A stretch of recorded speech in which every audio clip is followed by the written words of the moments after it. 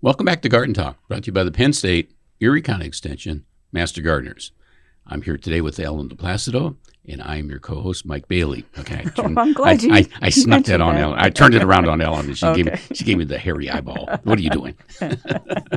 We like to keep it all the same. Hey, last time around, we talked about these gardening walls, Mm-hmm. but this time we want to talk about, some kind of a structure that's a little bit different it's for climbing plants and things like that. Mm-hmm. What might some of these structures be that we're kind of talking about, Ellen? Well, we want the plants to grow vertically, so we need a support system such as a fence that we use, a trellis.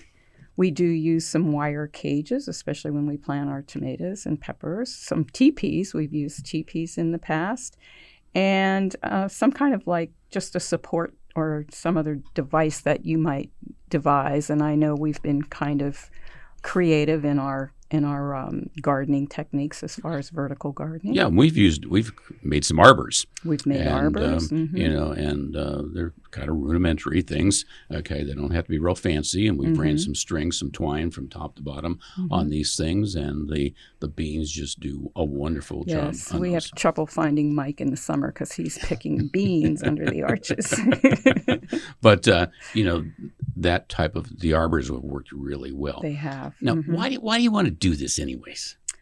Well, I think it's because for us, it definitely increases the productivity of the space that we have. We can grow more in a smaller space when the plants are growing up. You're right. Okay, fine, good. I can appreciate that. And the other thing, from a disease or pest perspective, or from a harvesting perspective, keeps the plants more disease-free and pest-free because they get more air circulation and sun goes through, so we don't get as many of those diseases. The fungal diseases, yes, you're right. And it keeps them up off the ground, away from soggy rabbits, soil, and the woodchucks and things like that can be problematic, even in a center city garden. Okay, we deal with woodchucks problems and rabbit problems and skunks and possums and all that other kind of good stuff. So they can certainly be problematic.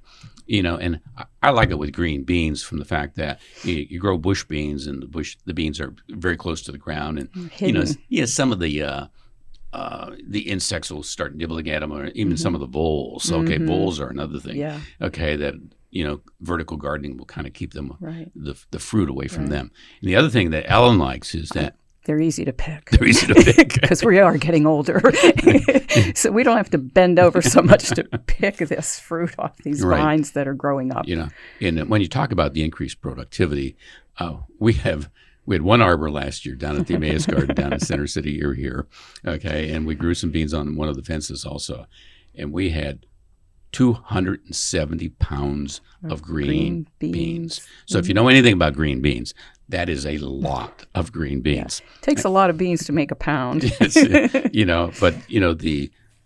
the clients who come to the pantry and come to the soup kitchen, they were asking about them every week. Yes. Can we have more green beans? Yes. Okay, because it was just an amazing year for us for green beans. I also want to remind folks that they can build or they can grow like tomatoes and cucumbers. Cucumbers do very well growing vertically. Oh, yeah. We do that. You're right. On the fence. So what are some of these plants? Okay, name them off. Can you do that? Well, cucumbers, squash, like our zucchini. Oh, my goodness. No, not vertically. Not vertically. Okay, but we've grown the winter squash vertically. That's right, the winter squash. Yes. And believe it or not, that we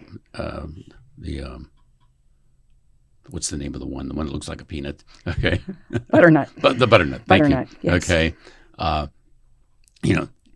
That was it just loves to grow and climb and stuff like that. And we actually found them in some of our trees. Yes. And people say you have to support the fruit. Well, we never did. And they never break off the vines. No. It does very well. But certainly the peas and the beans and the cucumbers yeah. But when you buy those seed packets, you have to be careful, don't you? Right. What do they need to say? The packaging needs to say that they are vining or climbing or trailing plants.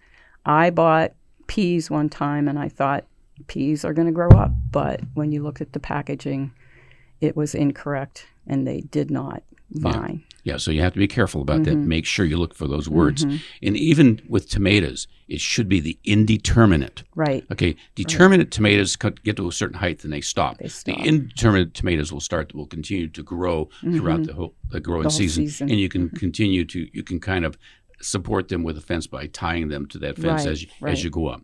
So we've talked about some of the pros: increased productivity, keeps the fruit nice and clean. Okay, it's easy to pick. Cons, takes a little bit of imagination, doesn't it? Yeah, but not a whole lot. But the other thing is that it requires a little bit more water and maybe a little bit more fertilization because you've grown some plants very intensively in a small footprint. Okay, so you got to be careful about that. And Ellen, it looks like we've used our time for today again, so we're going to leave it there. Okay. We'll be back. Okay, thank you now. Bye-bye. Bye.